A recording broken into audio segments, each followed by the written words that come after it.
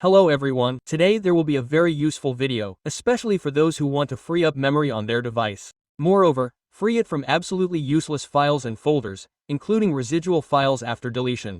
For example, when you delete some applications, do you think it is deleted completely or are some files still left? These files accumulate over the entire time you use your smartphone. They do not go anywhere. After that, your smartphone starts to slow down, glitch. Well, plus a lack of memory. Now I will tell you everything and show you. Be sure to support the video with a like, subscribe to the channel and share with friends. So, watch.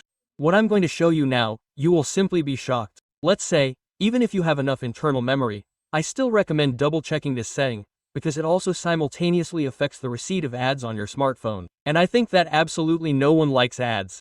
Go to Google Play Market, through which you download games and applications. Next, click on your avatar on your account. Here, click on Device and Application Management. Then here on the right, click on Management. Click on this device here. And at the very bottom, look, where the cross is crossed out, not installed.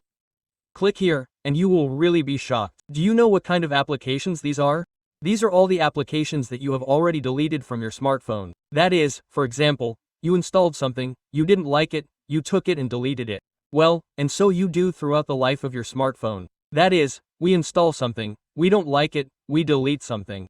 And all these applications that are not on the phone, they have already been deleted from your device, but you see for yourself that they are there, and you will be shocked. This list can really be endless. If you downloaded the application very often, then there will be a list for 3, 4, and 5 years. That is, there can be 800, 1000, or 2000 of them. In general, look at what needs to be done.